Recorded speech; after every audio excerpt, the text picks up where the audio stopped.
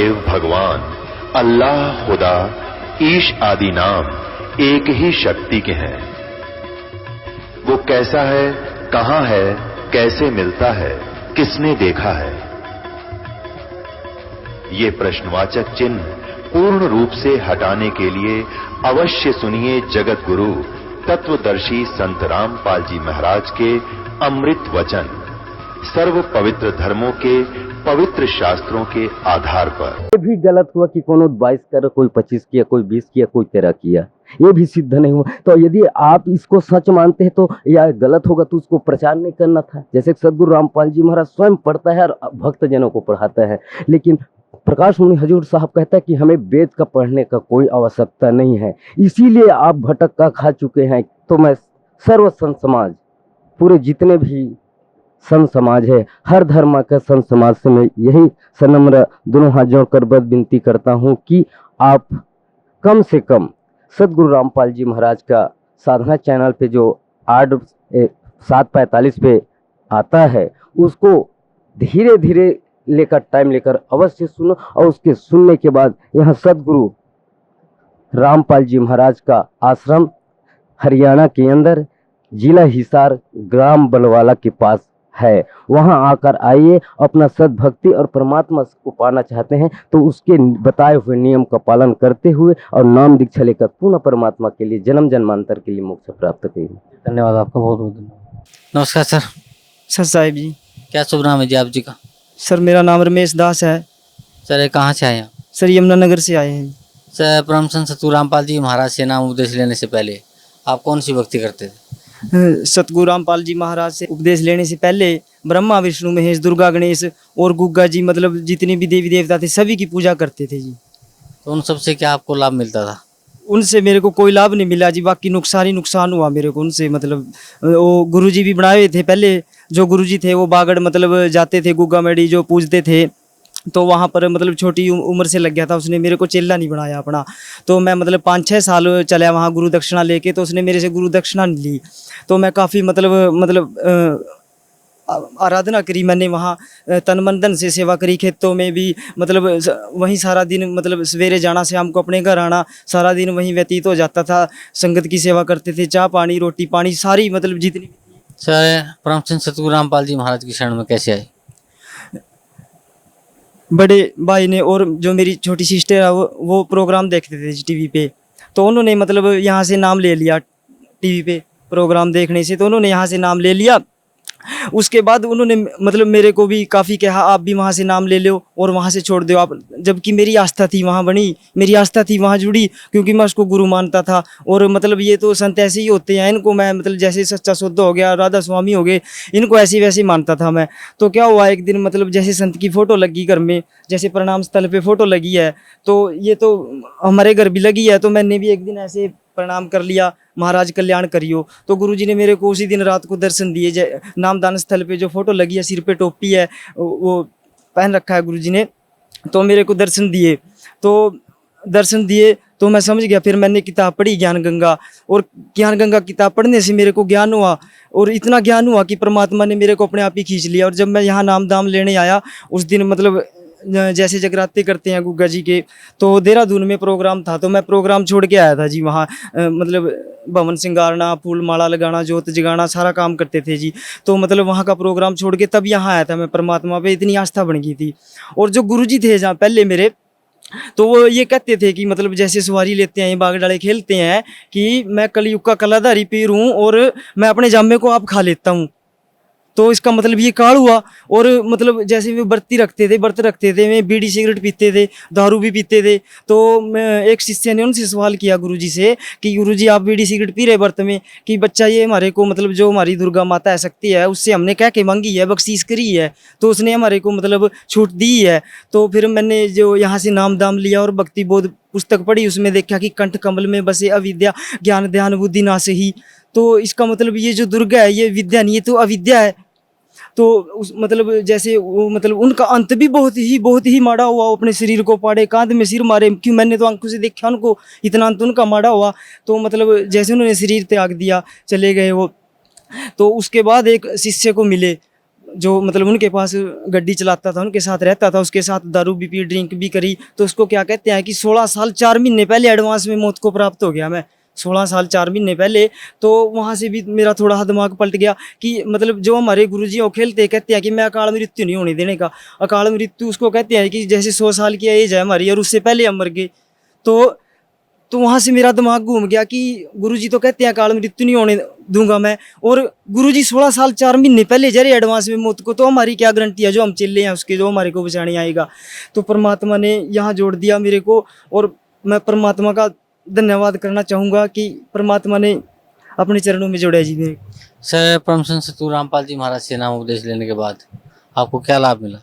लाभ तो देखो जी, मेरे को बहुत लाभ मिले, इतने लाभ मिले कि मेरे को ना शारीरिक पीड़ा इतनी थी, सारे शरीर में पेन रहता था मेरे, और एक बीमारी खत्म नहीं होती थी, दूसरी बीमारी का ट्रीटमेंट शुरू हो गया, दूसरी खत्म नहीं हुई, तीसरी शुरू होगी। तो यहाँ फर्स्ट नाम लेने के बाद ही मेरे को इतना आराम मिला कि आज मतलब मेरे को दवाई भी खाने की जरूरत नहीं है। और हमारी जो मतलब जो कृषि मतलब हमारी किसान खेती है जी हमारी, तो हमारी फसल है इधर जमुना के बेट में, हमारी ज़मीन है बिल्कुल टापू सा है। तो वहाँ क्या करते हैं कि वहाँ प्रसाद बांटते हैं लोग, तो मतलब हम नहीं खाते प्रसाद। लोग क्या कहते हैं कि आप प्रसाद क्यों नहीं खाते, कि हमने संत रामपाल जी महाराज से नाम ले रखा है, तो नाम ले रखा है तो ये तो प्रसाद है, आपको खाना चाहिए। नहीं भैया, हमारा नाम खंड होता है, नहीं खाते हम। तो जी क्या हुआ कि आपकी फसल नहीं बचेगी, वो ऐसे कहते हैं। बेशक ना बचो, नाम रहना चाहिए मालिक ने नाम दे दिया, फसल बचे ना बचे। तो हमने अरदास लगाई मालिक से, जो मेरे पास जो फसल है ना, मेरे जो खेत में जो खेत के साथ अटैच है खेत दूसरे, सबकी खत्म होगी और मेरी फसल बच गई। परमात्मा ने इतना बड़ा चमत्कार कर दिया हमारे लिए, और हमारी फसल आज भी वैसी की वैसी खड़ी है। सर, भगत समाज को क्या संदेश देना चाहते हैं आप? समाज के लिए संदेश है मेरा कि सतलोक आश्रम बरवाड़ा जिला हिसार चंडीगढ़, यहाँ आइए और यहाँ पर आकर अपना कल्याण करवाइए। परम संत सतगुरु रामपाल जी महाराज से नाम उपदेश लिए और नाम उपदेश लेकर अपना कल्याण कराइए। जी धन्यवाद आपका, बहुत बहुत धन्यवाद। अभी आपने उन पुण्यात्माओं की आत्म कथा सुनी जिनको परमात्मा ने ढेर सारे सुख दिए, और उनको अब पूर्ण विश्वास हुआ कि सचमुच कबीर इज गॉड, और विश्व में यदि कोई सच साधना है तो सतलोक आश्रम बरवाड़ा के अंदर, हिसार के अंदर ही है। ये आपके समक्ष हुआ, और अब आपको शेष सत्संग सुनाते हैं जो पहले टेलीकास्ट हो चुका है। महाराज जी, आप जी का इष्ट देव कौन है?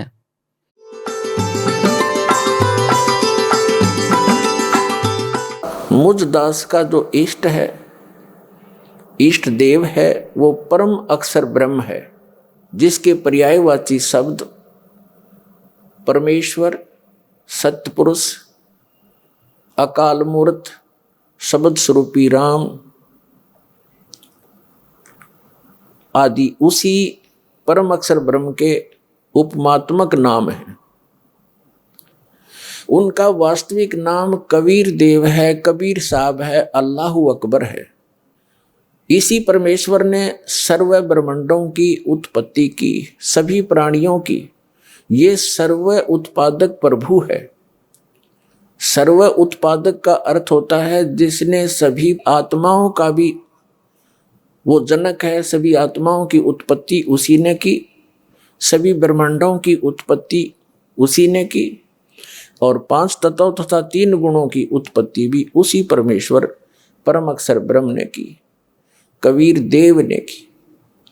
और वही परमात्मा, वही परम अक्षर ब्रह्म, जिसे हम संत भाषा में सत्य पुरुष कहते हैं, वो भारतवर्ष की इस पावन धरती पर सन 1398 संवत 1455 ज्येष्ठ सुदी पूर्णमासी को सुबह ब्रह्म मुहूर्त में सतलोक से अपने निज स्थान से चलकर आकर एक शिशु रूप धारण करके कमल के फूल पर विराजमान हुए। वहां से उनको नीरू नीमा नाम के एक पति पत्नी थे। वो जुलाहा जाति से थे, जुलाहा कर्म करते थे। वो निसंतान थे, उनको उठाकर घर ले गए। परमात्मा जुलाहों की कॉलोनी में रहने से, जुलाहा समुदाय में रहने से और बड़े होकर जुलाहे का कार्य करने से वो जुलाहा कहलाए। ये मुझ दास के इष्ट देव हैं। महाराज जी, इष्ट देव और सतगुरुदेव एक ही हैं या इनका अस्तित्व भिन्न भिन्न है?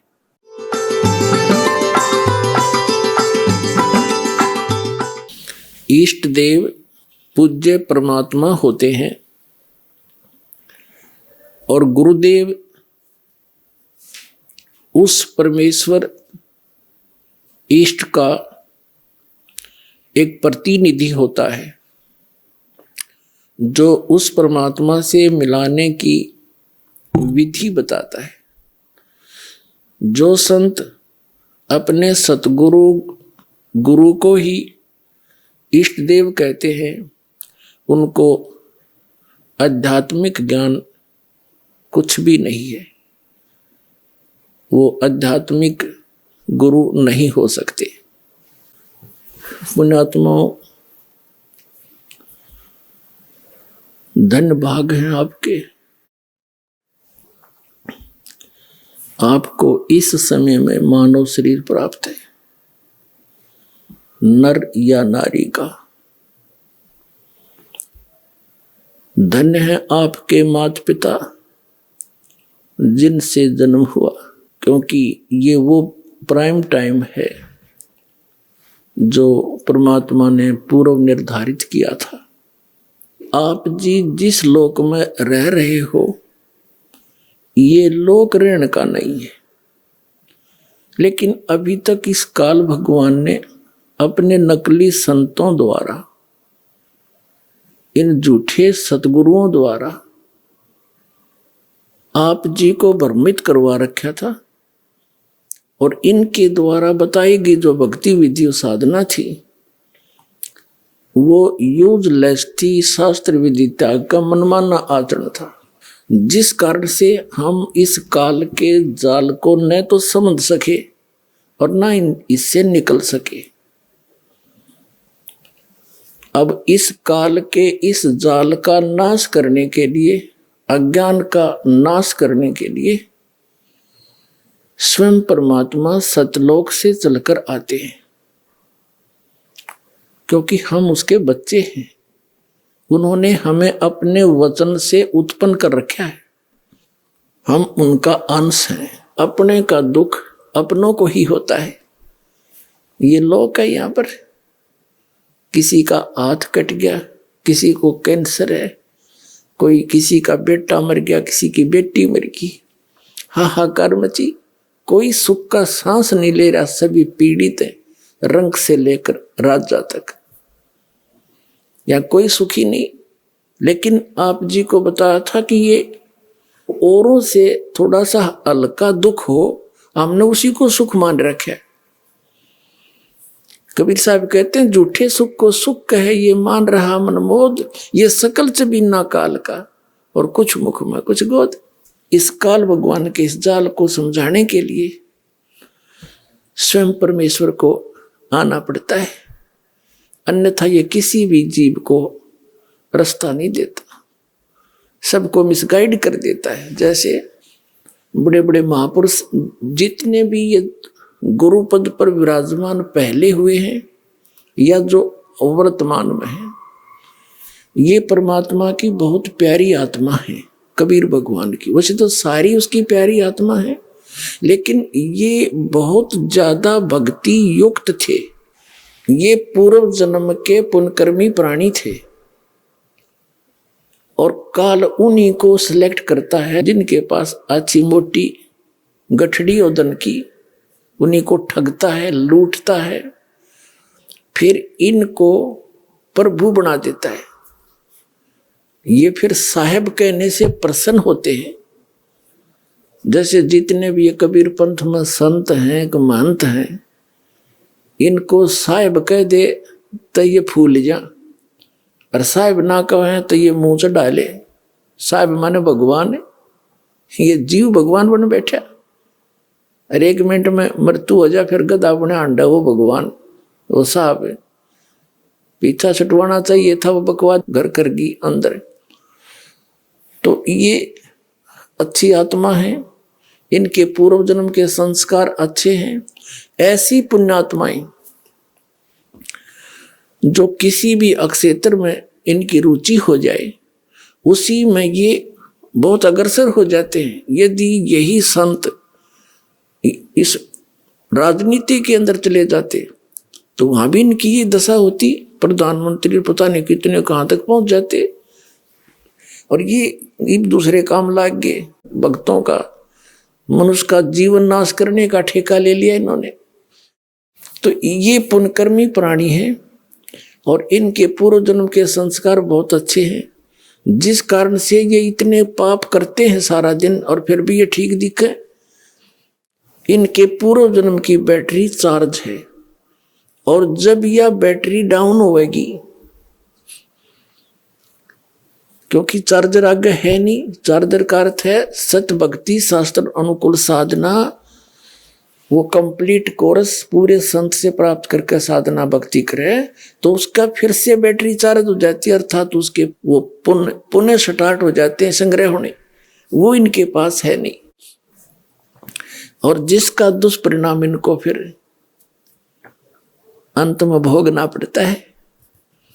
और आप भी बाहर लाद ले जाते हैं जनता को मिसगाइड करने का, परमात्मा के बच्चों को दिशाहीन करके, उनके अनमोल मनुष्य जीवन को नाश करके, और फिर स्वयं ये प्रेत योनि में जाते हैं या कि तक गधे की योनि भोग रहे होते हैं। ये नकली साहब, ये महंत संत और ये जितने आचार्य और शंकराचार्य और मंडलेश्वर है। दास का कहने का तात्पर्य है कि इन संतों ने भी सोचना चाहिए, इन्होंने समझना चाहिए दास क्या कह रहा है।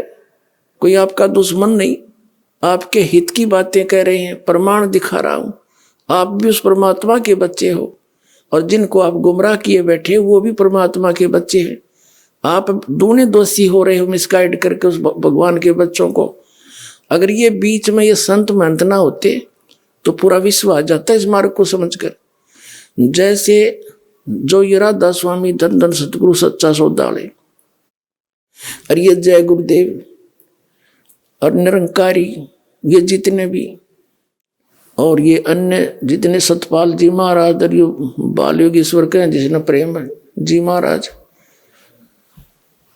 ये संत तो है नहीं, क्योंकि संत वही जो आध्यात्मिक ज्ञान से परिचित हो, बाकी उस नाम संत रखे वो अलग बात है। अब इनका जो फंस गए वो क्या करते, जैसे मधुपर मनस और ये जितने भी कबीरपंथी संत महंत, अब जैसे दास इनकी जो अनुभूति है, इन्होंने जो सारे जीवन में जो कुछ भी जाना समझा अनुभव किया वो लिख रखा है। अब इस तरह ये खाक बोलेंगे, इन्होंने जो कुछ कहना सुनना था कह दिया, 10-10, 20-20, 100-100 वर्ष से लग रहे हैं ये। अब इनके इतिहास दिखा दिए। अब अपने गुरुजी के बारे में जो कुछ भी कोई उस पंथ से संबंधित इस दास के वचन सुनता है तो उनका समाधान वो किससे कराता है? अपने गुरुजी से। अब गुरुजी कैसे स्वीकार करे कि भाई मैंने यू सच्चा है, मैं झूठा हूं? क्यों? उसके आगे उसके सामने अहम अट जाएगा, ईगो है उसके अंदर। और यह ईगो इस जीव की सबसे बड़ी दुश्मन है। कबीर साहब कहते हैं राज तजना सहज है और सहज त्रिया का ने मान बढ़ाई ईर्षा दुर्लभ तजना ये। अरे इनके तजे बिना भगवान नहीं मिले। अब ये फिर अपने ही गुरुओं से पूछते हैं तो गुरुजी कह देते नहीं, उसको क्या पता। और फिर यहाँ तक बताते हैं इस जम्मू वाले ने तो अपने उसमें इसका जी जागरण पर आता है प्रोग्राम, उसके नीचे बताते हैं ये लिखवा दिया कि मन ने कोई आत्मिक ज्ञान चर्चा नहीं करी। अरे यू बोलने लग रहा दे चौड़े में झूठ बोल रहा है। स्वामी जी, हमारे शरीर में कुछ कमलों का विवरण आता है। हाँ। ये कहाँ कहाँ है? सबसे पहले मूलाधार चक्र पर 4 चतुर्दल कमल हैं, जहाँ गणेश जी का वास है, सिद्धिदायक है, वहीं से पूरे कार्य संचालित होते हैं। जो भी शक्तियाँ गुरुदान से ही प्रारंभ होती हैं। शिश्न इंद्री पर खटदल कमल है जहाँ ब्रह्मा जी का वास है और यहीं से सृष्टि होती है, वो रचयिता है। और इसको स्वादिष्टान चक्र भी कहते हैं। मणिपूरक चक्र नाभि में जहाँ विष्णु जी का वास है, अष्टदल कमल कहलाता है, यहीं से संचाल पालन करता। पेट ही हमारे पूरे जिस्म का पालन कर रहा है। और हृदय में चौथा चक्र है अनहद चक्र, जहाँ शिव का वास है, अहंकार के देवता है, जो अनुभूति हो रही मैं हूँ, ये वहाँ से ही ताकत चलती है। पांचवा विशुद्ध चक्र कंठ में, जहाँ आदि शक्ति है, जितने भी स्वर हैं वो कंठ से ही निकलते हैं, यहीं पर ही वो बनते हैं। और छठा आज्ञा चक्र, जहाँ आत्मा का वास है, यहीं पर ही आत्मा बैठ करके पूरे शरीर का संचालन करती है। सातवां सहस्त्रसार है, जहाँ पर मन और निरंजन का वास है। वेद यहाँ तक बोल रहे हैं और योगेश्वर यहाँ तक बोल रहे हैं। कबीर साहब ने आठवें चक्र की भी बात कही, सूरत कमल सद्गुरु को वासा। तो संत तत्व का आठवां चक्र शीश से सवार हाथ ऊपर बोला गया। आठवें चक्र की बात संत तत्व की धारा बोली। आठवां चक्र कहाँ होता है महाराज? शीश से सवा हाथ ऊपर इसको बोला। अधर आसन किया, आगम प्याला पिया। कबीर साहब की वाणी में देखते हैं तो सूरत कमल सद्गुरु को वासा, इसको सूरत कमल भी कहते हैं, अष्टम चक्र भी कहते हैं। सिर से सवा हाथ ऊपर शून्य। अब फेल हो गया यूं कि आठवां कमल है। अरे परमात्मा की वाणी में लिखा हो तो नौवें कमल में पूर्ण ब्रह्म भाई। और मधु परमहंस जी नो क्या करता, मेरे पास जो वस्तु है इस ब्रह्मांड में नहीं है, और सब भक्ति के चोर हैं बाकी के, उसको छोड़ के पाखंडी है। बताओ, एक भक्त अभी अभी आया 1 महीने से 20 दिन से, वो बता रहा था जी मैं पहले राधा स्वामी पंथ में था, ठाकुर जी महाराज का सीधा चेला था, मैं परिचर था यानी वक्ता था, उनका सत्संग किया करता था, आदेश दे रखा था मेरे को। और मेरे को ये भी आदेश था, दीक्षा भी दिया करता, मैं नाम देता था। गुरु जी तो थे ठाकुर जी और नाम दिया करता वो भगत जी। बताओ कोई बात हुई? ऐसे ही ये दो सतपाल जी महाराज हैं और ये इनके भाई जो बाल योगेश्वर के हैं, जिसने प्रेम रावत अमेरिका रहता है, ये भी ऐसे ही करते हैं। और भी कई ऐसे प्रोसीजर अपना रखा है। नाम तो देगा एक संत बना रखे न, वो संत जी, और गुरु जी होगा सतपाल जी और ठाकुर जी। वाह रे शेरो, बता फेरे तले होगी राम सिंह तो और पति होगा श्याम सिंह। कोई बात हो इनकी। तो पुण्यात्मा ये सारा ही ऊट पटांग हो रहा था। इस दास पर दया करी दाता ने। ठीक है, संघर्ष तो करना पड़ा, जेल तक जाना पड़ा। इन अज्ञानियों ने दुनिया को भ्रमित करके रामपाल गुंडा है बुंडा है, न्योना बताया 1 नंबर का आदमी है। ये पता लग जाएगा, ये पता लग जाएगा संसार को।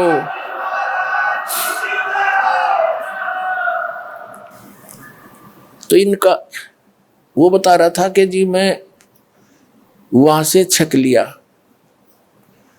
30 वर्ष रहा मैं वहां पर।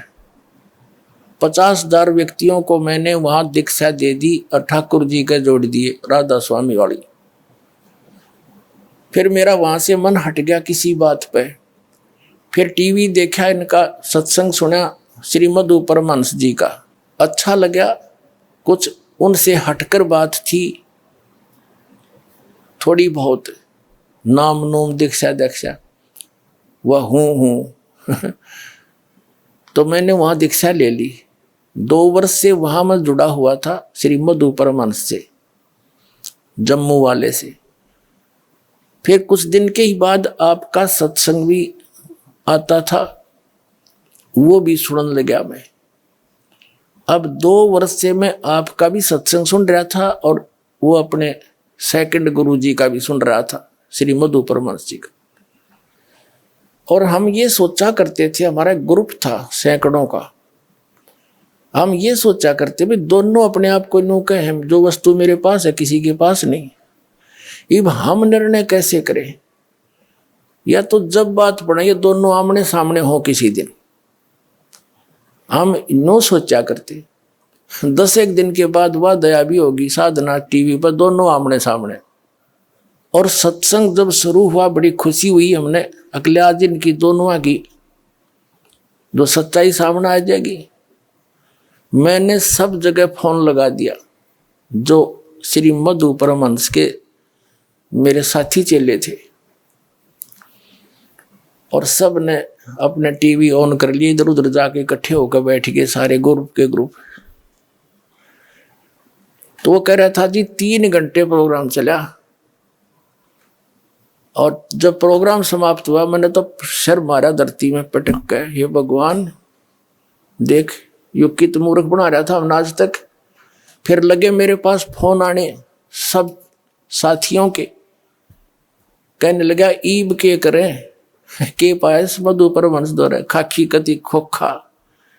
तो हमने स्कीम बनाई, चलो वहां आश्रम में सैकड़ों की संख्या मां का नाम लेगा उस मधु पर वंश के।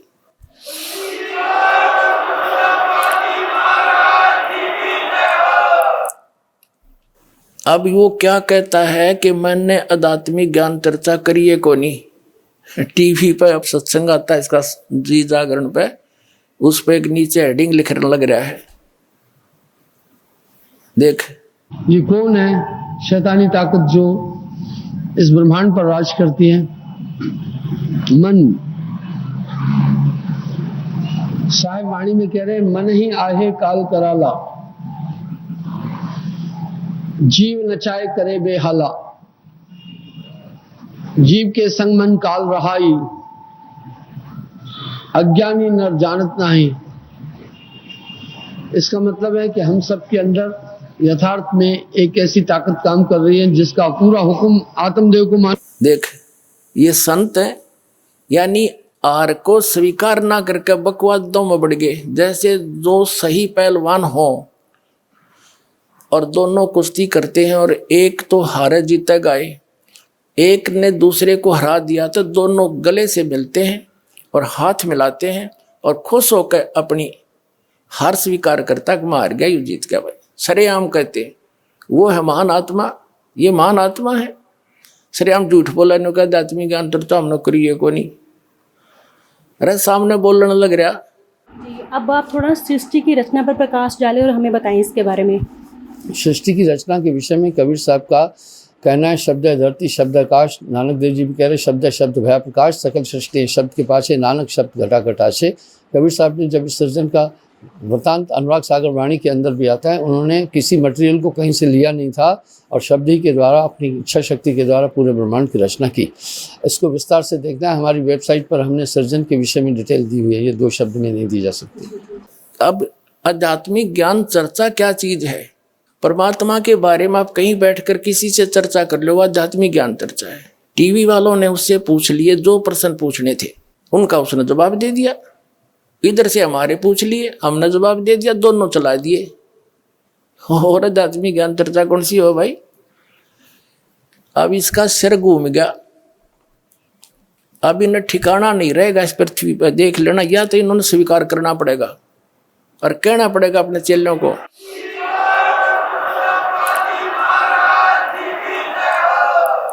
अब आपके रूबरू किया जाएगा। जो भक्तजन उपस्थित हुए हैं यहाँ पर, वो अपना कुछ आत्म कथा बताना चाहते हैं। परमेश्वर कबीर जी की शरण में आकर इस दास से ये सत साधना प्राप्त करके परमेश्वर कबीर जी से इनको क्या क्या उपलब्धियां हुई जो एक भगवान किया करता है। अब सुनिएगा इनके मुख कमल से। क्या शुभ नाम है सर आपका? मेरा नाम बलवान दास है। सर कहाँ से आए आप? मैं गांव रिब्बा तहसील मोरंग जिला किन्नौर हिमाचल प्रदेश से हूँ जी। सर क्या काम करते हैं आप? मैं खेतीबाड़ी का काम करता हूँ जी। सर परम संत सतगुरु रामपाल जी महाराज की शरण में आने से पहले आप कौन सी भक्ति करते थे? महाराज जी की शरण में आने से पहले मैं एक ट्राइबल एरिया से मतलब संबंधित हूँ जी। तो हमारे वहाँ गांव में ऐसे छोटे बहुत सारे देवी देवताओं को मानते हैं हम लोग। उसके अलावा फिर कोई बुद्धिज़्म का भी वहाँ का भी प्रभाव है जी, तो उसको भी मानते हैं। उसके अलावा मैं ईसा मसीह को भी मानता था, गीता भी पढ़ता था जी। तो ये सब जो आप भक्ति करते थे, बुद्ध को भी मानते थे, ईसा मसीह को भी मानते थे, देव देवताओं को भी मानते थे, भिन्न भिन्न आप धार्मिक शास्त्र भी पढ़ते थे, उस सब को आपको क्या लाभ मिलता था? अब मालिक की शरण में आने से मुझे पता लगा। उससे पहले तो मेरे को ऐसा कोई लाभ मुझे हुआ ही नहीं। मैं भटकते रहता था जी, कभी इधर कभी उधर। मैं शारीरिक तौर से भी काफ़ी बीमार रहा हूँ 15-20 साल। उसके लिए मैं बॉम्बे तक इलाज करने के लिए गया था जी। मतलब चंडीगढ़ PGI से लेकर CMC से कोई हॉस्पिटल मैंने छोड़ा नहीं है, सब जगह मतलब अपना ट्रीटमेंट किया। उसके अलावा फिर घर में परिवार थोड़ा अंधविश्वासी थे, तो वो भी देवी देवताओं के पीछे लगे रहते जी, कभी इधर पूजना कभी उधर कोई बलि चढ़ाना क्या करना। तो मैं बहुत तंग आ गया था जी इन सब चीज़ों से। कोई बीमारी मेरी निकली नहीं जी। मैं बॉम्बे भी गया, वहाँ भी यही बताया कि नॉर्मल है, सिटी स्कैन MRI मतलब जो भी टेस्ट है, इंडोस्कोपी से लेके ERCP से लेके मतलब MRCP तक लेके मतलब सब कुछ मेरा टेस्ट हुआ जी। तो उसमें कोई बीमारी निकली नहीं। मैं डॉक्टरों से पूछता था ये कि भाई मुझे क्या क्यों किस वजह से हो रहा है, वो कुछ बता नहीं पाते थे जी। वो मेरे सिम्टम्स को देख के एक डॉक्टर हैं, ये हिमाचल में ही IGMC इंदिरा गांधी मेडिकल ये हॉस्पिटल शिमला में है, तो सुरेश राणा जी, तो उन्होंने बताया कि भाई आपको मतलब ऐसा मतलब जो पेंक्रियास है उसमें कुछ प्रॉब्लम हो सकता है।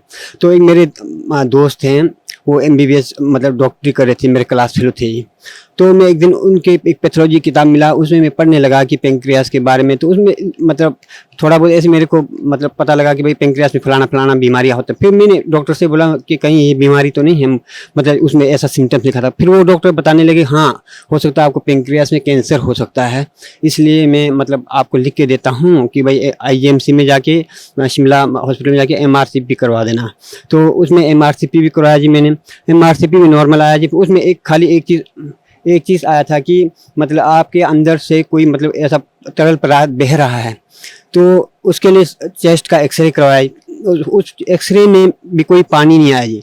तो मैं बहुत परेशान था। मैं डॉक्टर को बोला आप MRCP में ऐसा तरल पदार्थ, मुझे प्रॉब्लम मेरा तो ख़त्म हो नहीं रहा, मुझे तो रात में पेन होता ही है, तो मैं मतलब क्या करूँ। वो बताने लगे आप ऐसा करो दवाई मत खाओ हैं भाई, आप कुछ दिन ये ले लो, आप कोई एंटासिड वगैरह ऐसा कोई गैस्ट्रिक का वो ले लो माँ। फिर उसके बाद एक दिन दवाई ले लेता हूँ, एक दिन आराम होता है, फिर दूसरे दिन वही हालत होता है जी। बहुत परेशान था जी। देवी देवताओं का भी बहुत सब कुछ किया जी। जो परिवार थे मैं उनको भी बोलता था चलो रहने दो, क्यों करना है, जो इलाज ही होगा। मैं ग्रेजुएट हूँ तो मुझे थोड़ा मतलब इसमें कम विश्वास रहता था देवी देवताओं में भी।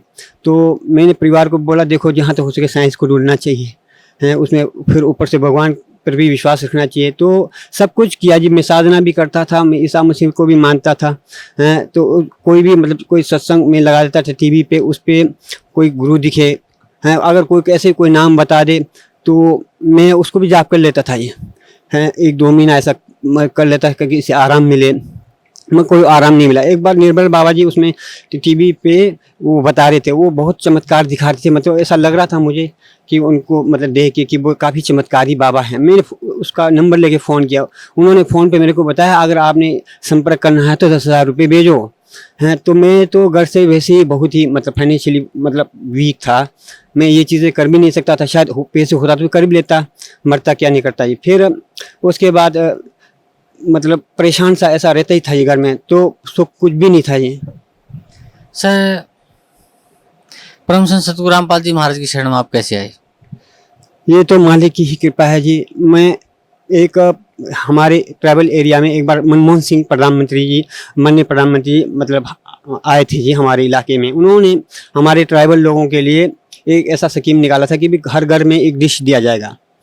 तो ऐलान करके चले गए। बाद में वो 1-1.5 साल के बाद वो डिश आया, पता नहीं कुछ उसमें गफला हुआ क्या हुआ मुझे मालूम नहीं।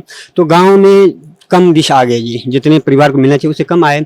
तो गांव वालों ने डिसाइड किया था कि भाई जो डिश तो कम आए इसको अब लॉटरी लगाया जाए, जिसका निकले वो उसको को मिल दिया जाएगा और जिसका नहीं निकले तो उसको तो आप मतलब ऐसे ही रहना पड़ेगा। तो उसमें मैं तो घर में था नहीं, काम पे था, तो परिवार वालों ने लगा दिया, गांव वालों ने नाम में लगा दिया।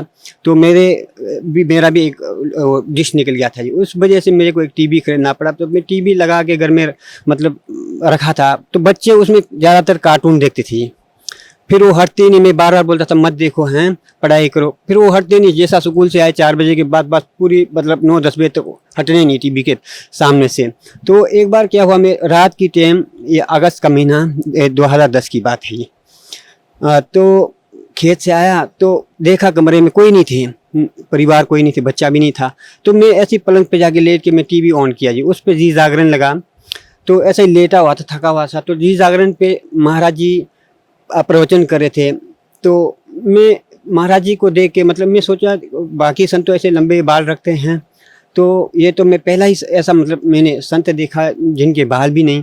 तो मैं ऐसा मन में ऐसा विचार करते हुए मतलब कुछ ही क्षण हो गया था, उसमें पता नहीं अंदर से कुछ अजीब सा ऐसा लगा मेरे को, मतलब बेचैनी सा हो गया जी, मेरे को रोना सा आ गया जी। तो जैसा रोना आ गया तो मैं अपने आप को रोक नहीं पाया, मैं खड़ा हो गया जी पलंग पे, और सीधा ऐसा लगा ये मालिक है, अंदर से ऐसा आवाज जैसा आया कि परमेश्वर है। मैं उठ के पलंग से सीधा नीचे टीवी के सामने ऐसे ही लेट गया जी। मैं कहा मालिक हैं, मैं मेरे जैसा पापी इस संसार में नहीं, मुझे ऐसा आज रोना क्यों आ गया? इससे पहले भी मैं टीवी देखता था, प्रोग्राम देखता था। मैं कहा क्या हो गया मेरे मालिक, आप बताओ।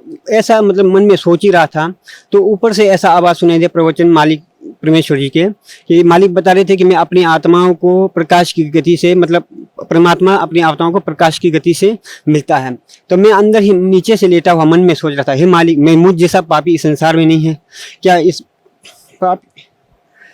पापी आत्मा का भी उद्धार हो सकता है? तो मेरे मन में कुछ नहीं है, मैंने मालिक से यही प्रार्थना किया, हे मालिक, अगर आप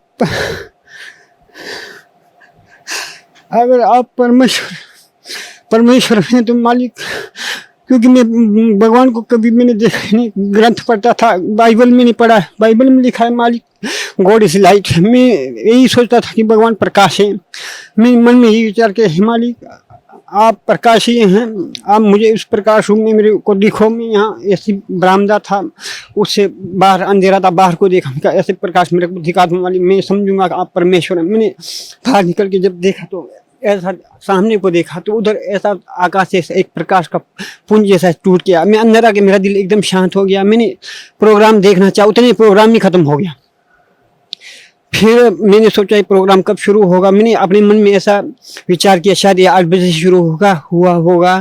तो ऐसा करके मैं दूसरी रात को 8 बजे से पहले ही आया। मैं कहा शायद कहीं पहले भी हुआ हो, तो 8 बजे से पहले आके मैं उसी पलंग पे जाके बैठ गया। मैं बच्चे को बोला, मैंने आज आप मेरे को डिस्टर्ब नहीं करना, तो मैं थोड़ा प्रोग्राम देखना कर गया। तो बच्चा तो मान गया था। तो फिर ठीक 8 बजे मालिक का सत्संग शुरू हुआ। मैं देखने लगा, देखते देखते फिर ऐसे ही तड़प हो गया। मालिक के भी मन बोले, नहीं ये तो कोई ऐसा आकाश है, इसमें तारे टूटते रहते हैं, तेरे को ऐसा भ्रम हो रहा है ये संयोग बस टूटा हुआ करके। तब फिर ऐसी तड़प हुई एक बार फिर कि भाई मालिक, भाई मन माने नहीं बिल्कुल। फिर अंदर से आत्मा रोने लगे। फिर मैं नीचे लेट गया जी। लेट के फिर मालिक से प्रार्थना किया, मालिक एक बार आप वही प्रकाश दिखा दो मालिक, मैं मानूंगा आप परमेश्वर ही हैं। तो फिर ऐसे ही अंधेरा था, तो मैं बाहर की तरफ ऐसे प्रकाश का पुंज आया। फिर मैं एकदम खुश हो गया। खुश होके मैं फट परे कमरे में गया। वहाँ मेरी धर्मपत्नी थी, तो उनसे मैंने कहा, देखो आज मेरे को भगवान मिल गए। तो बोला क्या हो गया? मैंने कहा ऐसा ऐसा प्रवचन आ रहा था, तो मालिक का, तो ऐसा ऐसा मेरे साथ पूरा घटना घटी। तो वो बोलने लगे, इतना बड़ा आकाश है, तारे गिरते रहते हैं, आप भी बस ऐसे ही कभी क्या पूछते, कभी क्या करते रहते हैं, आपका कोई ठिकाना थोड़ी ना है। ऐसा बोल के मेरे को ऐसा, मैं तो चुप हो गया। मैंने बोला आपकी मैं कुछ नहीं बोलूँगा आपको, तो मुझे तो ऐसा परमेश्वरी मेरे अंदर से आत्मा रोने लगा। ऐसा बोल के मैं चुप रहा जी। उसके बाद 6-7 दिन में लगातार दिखते रहा। 6-7 दिन के बाद फिर इतनी तड़प हुई उस रात कि उस दिन मेरे को बोले, नहीं ये मतलब कोई मतलब ऐसा घटना घटा होगा मेरे साथ संयोगवश 2 बार हैं, मगर ये परमात्मा मन बोला नहीं, मतलब आत्मा बोले है। तब फिर उस दिन फिर लेट के मैंने मालिक से अंदर से ये प्रार्थना लगी, मालिक आज एक बार वही दिखा दो, उसके बाद मैं ज़िंदगी भर एक चीज़ में पूछूंगा ही नहीं, मैं मन में ये बात ले आऊँगा ही नहीं हैं कि मैं इतना पापी हूँ कि मेरे पाप कर्म की वजह से ये नहीं हो पा रहा है। तो लेट के मैं ऐसे ही देखा, वो सेम स्पॉट एक ही जगह है, उस मेरे घर से दिखता है जगह, वहीं पे वो लाइट दिखा। उसके बाद मैंने सीधा अंदर मतलब मालिक का प्रवचन सुनते नीचे से नंबर नोट किया और फ़ोन किया जी उसी पर रात को। यहाँ फिर दरबार साहिब से फ़ोन आया कि आप आओ नाम ले लो। तो कोई भगत जी थे, तो मैंने बोला मेरा तो ऐसा होने वाला नहीं, घर की स्थिति भी ख़राब है। मैं कहा कोई ऐसा पुस्तक हो मालिक का तो आपने भेज देना। तो उन्होंने भेज दिया थी भक्ति सौदागर को संदेश करके 2 किताबें, पार्ट 1 और 2 मैंने पढ़ने के बाद तो मेरे को पूर्ण विश्वास हो गया कि वैसे तो पहले ही मालिक ने मेरे को दिखा दिया कि मैं परमेश्वर हूँ, तो पूरा विश्वास हो गया। उसके बाद मैं 1 साल मालिक की शरण में नहीं आ पाया। पहले मैं बीड़ी सिगरेट शराब भी नहीं पीता था।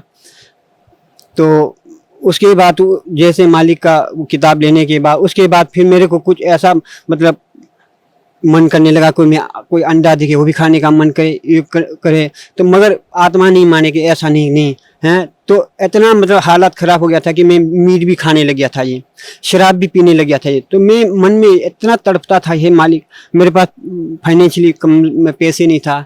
तो उसी बीच क्या हुआ, 2011 की बात है, मेरे घर में मतलब सेब के पौधे लगे हैं, खेत थोड़ा दूर सा है, तो उसमें कोई 120 सेब के पौधे काट दिए ये मेरे रात में जाके नीचे से जड़ों को। तो मैं गया, मेरे को मालिक का ज्ञान तो था, मेरे को दुख तो नहीं लगा क्योंकि मालिक का ज्ञान हो गया था। तो मैं सोचा चलो उसने अपना कर्म बिगाड़ दिया तो क्या करे, परिवार बोलने लगा उसको क्यों छोड़े हैं, जाओ आप देवताओं के पास, वहाँ ये सब पूछो कौन किसने किया क्या किया। मैंने बोला ये देवी देवते कुछ नहीं होते हैं, हमको अब ज्ञान हो गया है, ये कुछ नहीं कर सकते, इनके पास क्या पावर है। तो एक मेरी बहन थी हिमाचल में ही, उनको ले जाने वाले पुलिस में हैं।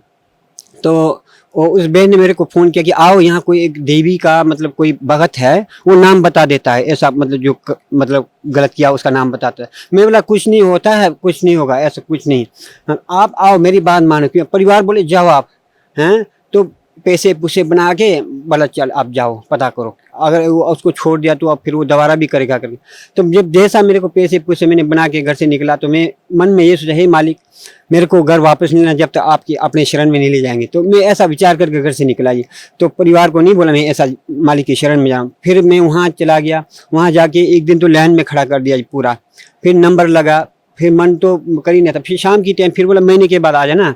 फिर मैं क्वार्टर में आके मैंने बोला महीने के बाद मैं तो आऊँगा नहीं, मैं तो कल सवेरे जा रहा हूँ। बहन बोलने लगी कहाँ जा रहे हो हैं, जीजाजी भी बोले कहाँ जा, मैं कहा अब मैं तो गुरु धारण करना है मैंने। हाँ, बोला बच्चे छोटे आप ऐसा करेंगे क्या, क्यों करेंगे ऐसा। मैंने कहा नहीं, अब मेरे को ज्ञान हो गया है, चलो अब मैं घर से बाहर भी आया हूँ, मैं गुरु की शरण में जाऊँगा, ऐसा बोल गया। तो वो मेरे जीजाजी बोलने लगे, उनके मकान मालिक भी थे, तो वो बैठ के शराब पी रहे, वो बातें आपस में कर रहे हैं। बोला आप ऐसा मत करो, बहुत तरुण सागर जी बहुत बड़े इस संसार के संत हैं, उनसे बड़ा कोई संत नहीं है हैं।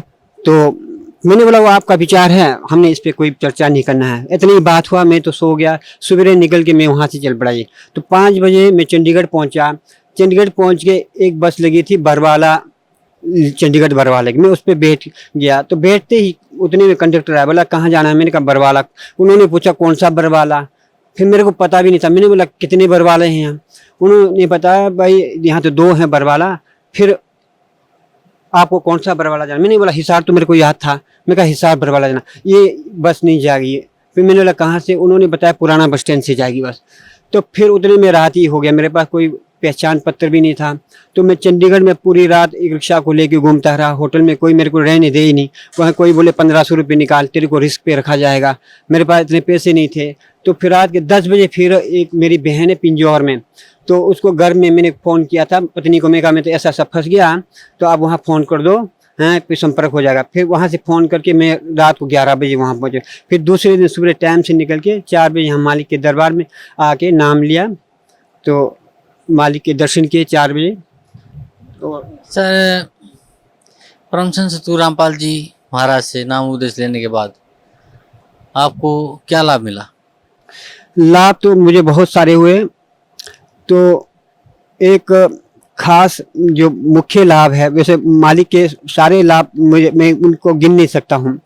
तो ये अभी जैसा मैंने प्रथम नाम लिया, उसके बाद मुझे दूसरा नाम मिला। उसके बाद मैं घर जाके मालिक के मतलब तस्वीर के साथ, परमेश्वर की तस्वीर के साथ में ऐसे मैं ज़्यादातर वहीं सोता था।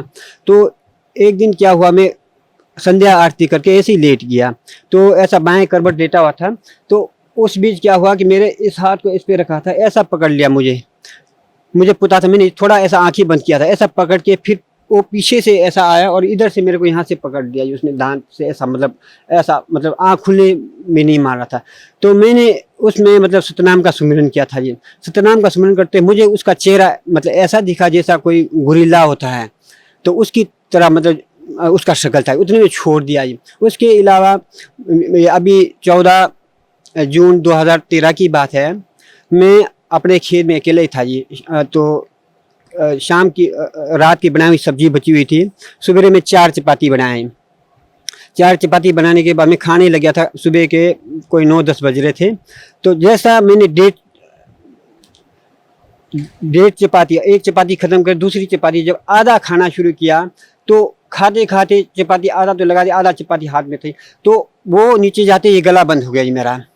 गला बंद हो तो ही मतलब थूक भी निकल नहीं पा रहा था। मैं सोचा अब मेरा अंत आ गया है, तो मैं उस रोटी को नीचे रखने के लिए, जैसा नीचे थाली रखा था उसमें रखने के लिए जैसा नीचे रखने की कोशिश की, तो उसमें मैंने परमेश्वर के नाम पे पूजा रखा था। ये मैं मन में ये सोचा, मालिक हे मालिक, आज मेरा प्राण निकल जाएंगे मगर आप इस जीव को अपना प्रसाद से अलग नहीं करना। मैं उस प्रसाद को उठा के ऐसा रखे, सामने ऐसा रखे, सिर्फ सुमरन में मेरे को इतना मतलब ध्यान में नहीं आ रहा था। ये सिर्फ बस ये सोचा, मालिक अंत मेरा होना ही है, मैं थूक भी निकल नहीं पा रहा, कुछ नहीं कर पा रहा। मैं कहा मालिक ये प्रसाद सिर्फ खाली अंदर जाए, बस प्राण जाए, तो बस ऐसा सोच के ऐसा रहा। ऐसा मुंह में पूरा थूक भर गया था, ऐसा मतलब आंसू निकल रहे थे। उतने में वो थूक अंदर चला गया और फटाफट मैंने उस रोट जो प्रसाद था मालिक का, उसको मैंने एकदम से लगा के, ज़्यादा चबाया नहीं। मैंने कहा चलो कहीं फंस जाए, ऐसा लगाया तो वो एकदम से चला गया नीचे।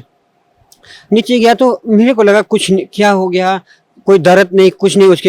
उसके बाद जो आधी रोटी और मतलब 1.5 रोटी जो बची उसको भी खाया मैंने, कोई दर्द नहीं हुआ जी। तो ये मालिक का ही मतलब चमत्कार है, नहीं तो मैं अंत हो गया था। आज मालिक की कृपा से ही मैं उनके सामने ये अपना इंटरव्यू दे पा रहा हूँ। जो बीमारी है, बीमारी में मेरे को बहुत आराम है जी। उसमें मतलब अब मैं पूरा मतलब जैसा आम आदमी है उसकी तरह ही मैं घर में भी काम कर पाता हूँ हैं। पहले तो कुछ भी नहीं कर पाता था जी मैं, अब मुझे मालिक की कृपा से सब आराम है जी। सर, भक्त समाज को क्या संदेश देना चाहते हैं आप? मेरी भक्त समाज से प्रार्थना है, आज सभी लोग पढ़े लिखे हैं। पढ़ा लिखा होने का तभी फायदा है जब आप को ये पता लगे कि आप क्या चीज़ ले रहे हैं। मैं सच बताता हूँ, हम जब तक मालिक के शरण में नहीं आते हैं बिल्कुल अंधे के समान हैं। हमारा ना कोई बुद्धि है, कुछ भी नहीं है। हम एक साधारण जीव से बिल्कुल नादान जीव की तरह हैं। चाहे आप कितने पढ़े लिखे हो, PhD हो, MPhil हो, कुछ भी हो, आपको ये मालूम नहीं कि आप क्या खा रहे हैं। आप मालिक की शरण में आने से पता लगता है कि हम क्या खा रहे थे। हैं आज इस दास को, इस कुत्ते को मालिक ने वो आंखें दी। आज इस आंखों से मैं देखता हूँ कि संसार क्या चीज़ ले रहा है और मालिक ने हमको क्या चीज़ दिया है। मैं भक्त समाज से प्रार्थना करता हूँ कि वो अपने मान बढ़े, अपने शिक्षा को छोड़ दे। शिक्षा का कोई औचित्य नहीं है जब तक आप उसका मालिक के शरण में आके मालिक से आंख लेके उसको नहीं देख पाएंगे, तब तक आप विष ही खा रहे हैं। आप उस शिक्षा का पूर्ण फायदा नहीं ले सकते हैं। फायदा तभी होगा आप सतलोक आश्रम बरवाला में आके, जो पूर्ण अवतार परमेश्वर पूर्ण ब्रह्म के रूप में सतगुरु रामपाल जी महाराज जी आए हैं, उनसे अपना नाम लेके उनका ज्ञान सुन के अपने उस शिक्षा को सफल करें और देखें कि तभी पता चलेगा कि आप क्या ले रहे थे। हैं तब तक जीव को कोई पता नहीं चलता है। मैं कुत्ता हूँ, इस कुत्ते को आप ऐसा सोचना कि ये क्यों भौंक रहा है। एक कुत्ता जानकर मेरी बात को आपने ध्यान में रखना कि भाई आप यहाँ आके नाम लें, आपको अपने आप पता चलेगा कि आप क्या ले रहे थे। जी धन्यवाद आपका, बहुत बहुत धन्यवाद। अभी आपने उन पुण्यात्माओं की आत्म कथा सुनी जिनको परमात्मा ने ढेर सारे सुख दिए और उनको अब पूर्ण विश्वास हुआ कि सचमुच कबीर इज गॉड। और विश्व में यदि कोई सच साधना है तो सतलोक आश्रम बरवाला के अंदर, हिसार के अंदर ही है।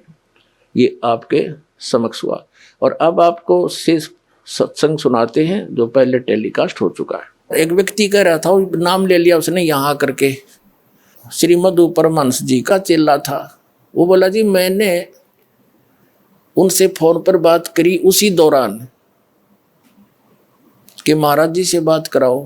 पहले बात करते थे फिर बात करनी बंद कर दी।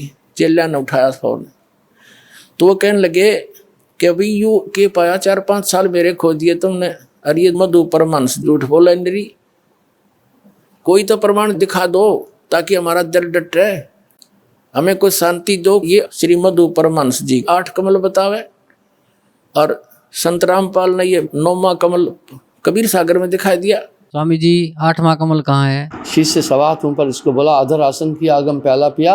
कबीर साहब की वाणी में देखते हैं तो सूरत कमल सदगुरु को वासा, इसको सूरत कमल भी कहते हैं, अष्टम चक्र भी कहते हैं। सिर से सवा हाथ ऊपर, शून्य में सुनो। अरे यो 8वां कमल बताओ, शर्तों ऊपर सवा हाथ है, किसे गए हाथ मार के देख लो, है किते चौड़े में झूठ बोलने लग रहा।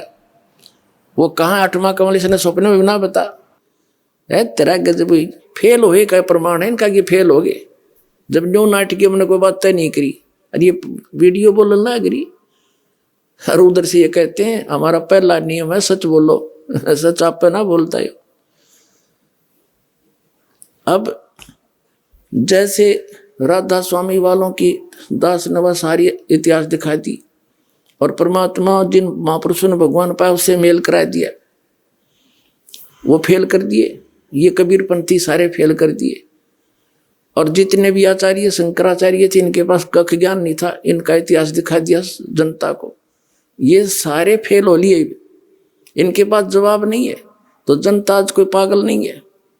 और ये जो नकली संत महंत कबीरपंथी या दूसरे हैं, ये ना होते, जैसे जो श्रद्धालु इन संता के नहीं फंसे हैं और एक कॉमनली जैसे कोई मंदिर मस्जिद में जा रहे हैं, मंदिर में जाते हैं, आप पे पूजा करते हैं, व्रत करते हैं, या सालासर वैष्णो देवी जाते हैं, उन्होंने जब ये ज्ञान देखा सुना और प्रमाण देखे पुराणों में, तो तुरंत आगे वो फटाफट आने लगी। ये तो बात सच्ची है, जिन पुराणों को हम रोज पढ़ते थे और जिनको सत्य मानते हैं उनमें क्या लिखा रही है, धर्मगुरु क्या बकवाद कर रहे हैं, इन्हें बैठा दिया हमारा।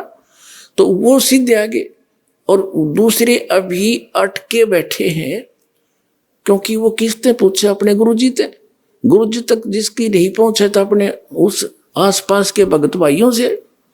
वो भगत भाई वो बांग पी रहे हैं जो उनके गुरुजी ने प्यार रखी है, तो वो इसलिए अभी वो ज्यादा बाधा बन रही है। कुछ दिन और लगेगा, इनकी जड़ निश्चित कति करेन की तरह काट के धर दूंगा, और फिर आप पा जाएंगे बाज के। अब जैसे कोई बड़ा पेड़ होना है और वो टूट के भी गिर जा जड़ समेत, तो महीना 20 दिन तो उसमें फिर भी हरे पत्ते रह जाया करें, पर वो दिया कंडे में, तो ये सारे से कर दिए, थोड़े दिन में सारे सूख जाएंगे और भगतात्मा जान जाएंगे। खकता इनके पास इतना अनमोल जीवन नाश कर दिया, 3-3 4-4 पीढ़ी डबो इन राधा स्वामी वालों ने, इन कबीर पंथियों ने। तो पुण्यात्माओं, सत्संग किसे कहते हैं? सत्संग वो है जिसमें केवल सत्य बताई जा, झूठ का समावेश ना हो। और इनके पास सारी झूठ, सतनाम की चीज नहीं इनके पास कोई भी, तो वो सत्संग नहीं है। अब सत्संग का अर्थ है परमात्मा की महिमा, परमात्मा की गुण बताई जा, कि परमात्मा कैसा है, कौन है, कहाँ रहता है, और परमात्मा की हम खोज कर क्यों रहे हैं, उससे हमें लाभ क्या होगा, ये सारा ज्ञान। और फिर वो भगवान प्राप्ति कैसे होगी, तो ये सब मिलाकर सत्संग कहलाता है। अब जैसे अब दास जो सत्संग जिस उद्देश्य से कर रहा है, इस दास का उद्देश्य है कि आप जी को जहां जहां आप लगे हुए हो और उस संत या महंत या पंथ को और उस ज्ञान को सत्य मानकर पहले उन्हीं से परिचित कराऊं कि कौड़ी को आप लाल लिए फिर रहे हो, और ये सब प्रमाण रह कर देने का दास का उद्देश्य है कि आपको इतना ट्रेंड कर दूं कि आप स्वयं परख लो और नकलियों ने छोड़ दो। तो पुण्यात्माओं, दास आपको वो पारखी बनाना चाहता है, इन नकलियों ने सब न छोड़ के और लाल ग्रहण कर ले, आके अपना कल्याण कराओ, धनी हो भक्ति का, आपका मोक्ष आपके परिवार का मोक्ष होगा। और एक बार ये सभी ये जितने भी नकली पंथ हैं ये खत्म तो होंगे, क्योंकि परमात्मा का वचन है कबीर साहब का। अभी घना टाइम ना लग गया इसमें, आते इतना इंटेलिजेंट मानव है, इंटरनेट तक बना लिए, सैटेलाइट ला बैठे, जो बिना करण का काम था उसमें लाग गए, परमाणु बना लिए और ऊपर अंडे गिरा हुआ धक्के खाते बताओ खाकी खो क्या के है बता। ये अपना जो पीछा छुटाना है, या भक्ति करके चलेंगे सतलोक में, ये बनावांगे असली, ये विज्ञान है जो तत्व ज्ञान, इसको समझेंगे, इस तरफ सब डाइवर्ट होंगे एकदम। आत्मा भटक रही है उसके लिए और वो भटक रहा हमारे लिए। कबीर साहब कहते हैं मैं रोवत हूँ सृष्टि को, और सृष्टि रोवे मोहे, कह कबीर इस वियोग को समझ नहीं सकता कोई। हम तो उस भगवान को ढूंढ रहे हैं, हमें सुख हो, हमारे घर में बचाव हो, बाल बच्चों का बचाव हो, और हमें आवश्यक वस्तुएं उपलब्ध हों जिनकी हमें रिक्वायरमेंट है, और मोक्ष हो। फिर हम जाते हैं इधर उधर भटक रहे हैं, तो जिनके पास कख नहीं वहां हम सेट होकर बैठ गए।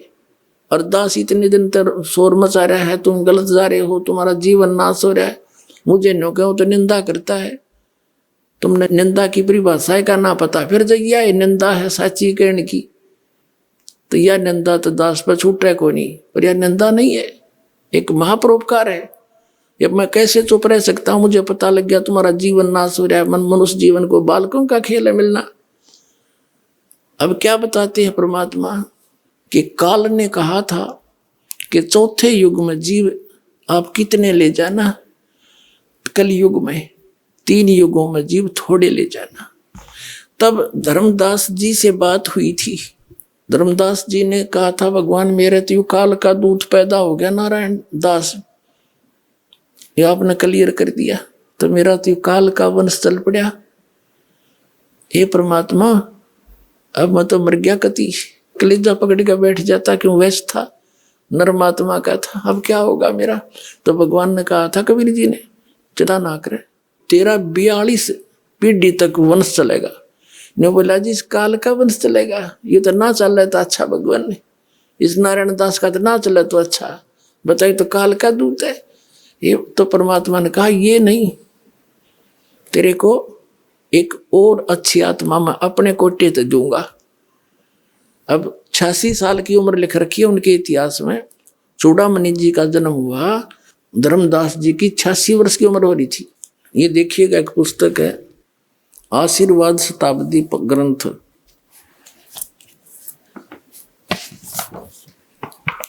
ये देखो सतनाम कितना बुढ़ा लिख रखा है, कितने अच्छे ढंग से, कख नहीं पता है सतनाम का, ये दामा खेड़ा वालों का है। ये देखिए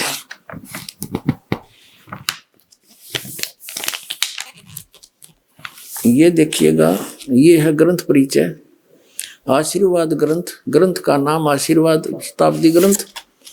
संरक्षक है पंत श्री हजूर प्रकाश मुनि नाम साहिब, जो वर्तमान में आचार्य कबीर पंथ दामा खेड़ा जिला रायपुर छत्तीसगढ़। प्रकाशक हैं श्री सतगुरु कबीर धर्मदास साहेब वंशावली, प्रतिनिधि सभा कबीर धर्मनगर दामा खेड़ा रायपुर छत्तीसगढ़।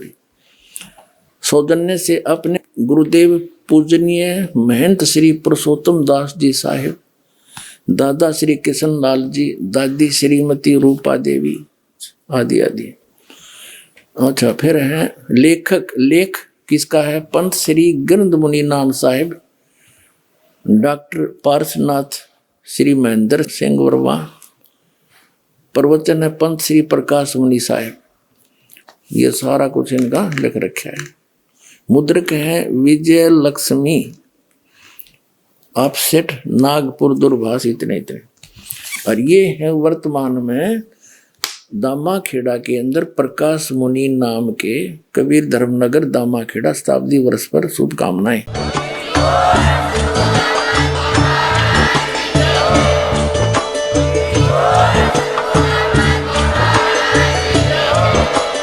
आप सुन रहे थे जगत गुरु तत्वदर्शी संत रामपाल जी महाराज जी के मंगल प्रवचन। अधिक जानकारी के लिए विजिट कीजिए हमारी वेबसाइट www.jagatgururampalji.org। संत रामपाल जी महाराज जी के शुभ आशीर्वाद से पूरे विश्व भर में 500 से भी ज्यादा नाम दीक्षा केंद्र हैं, जिन पर संत रामपाल जी महाराज जी द्वारा ऑनलाइन निशुल्क नाम दीक्षा दी जा रही है। अपने नजदीकी नाम दीक्षा केंद्र का पता करने के लिए संपर्क करें 8222880541।